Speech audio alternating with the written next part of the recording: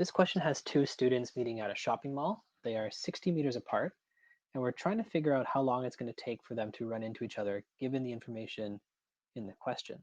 So we have the total distance, which is 60 meters. We have the first student, Camille, and she has a velocity of 1 meter per second. And the second student, Amanda, has an initial velocity of 0, but an acceleration of 1 meter per second squared. And we're looking for the time it takes for them to run into each other.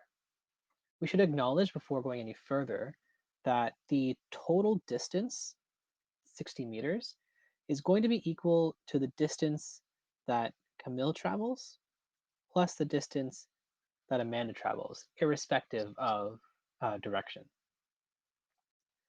This means that 60 meters is equal to d sub k plus d sub a.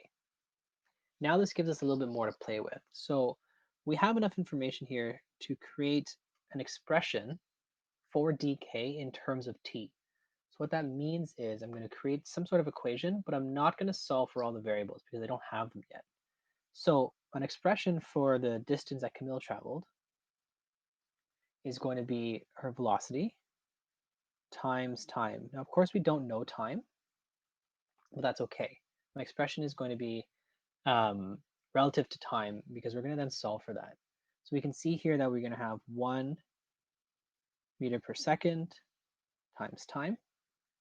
The next equation I'm going to look for is Amanda's. So what is her distance traveled? Well, her distance traveled is going to be v1t plus 1 over 2 a t squared.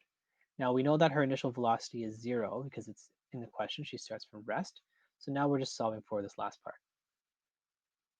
dA is going to be equal to 1 over 2, 1 meter per second squared times t squared. I can now take these two new expressions that I have and plug them into my dt equals dk plus dA equation from down here. So this leaves me with 60 meters.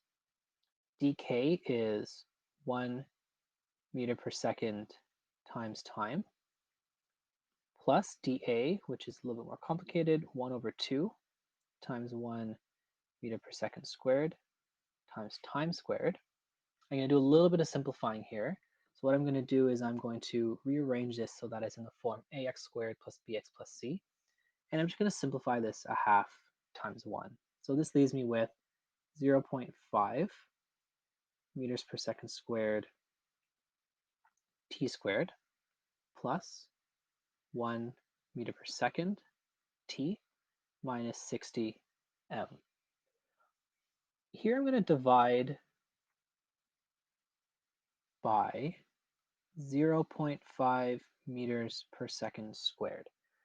So the units are going to be a little bit weird here. If you want to do that on the side, just to make sure that they're correct, I recommend that you do that. But what we're going to end up with is t squared, because 0.5 meters squared divided by 0.5 meters squared is just 1, plus 1 meter squared divided by 0.5 meters squared is going to give us 2 seconds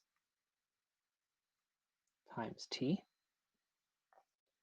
60 meters divided by 0.5 meters squared is going to give us 120 seconds squared. So now I have something that I can factor. So there's a little bit of math involved here. You could have used your quadratic formula up in this stage if you wanted to, but it's always easier to factor if you can because the math there really isn't that hard. So we're looking for factors that are going to add to positive 2 and multiply to negative 120.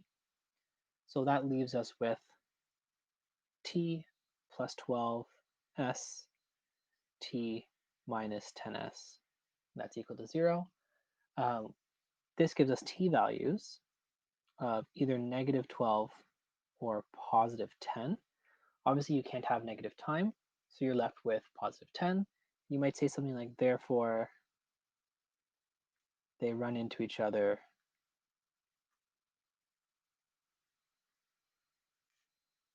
after 10 seconds.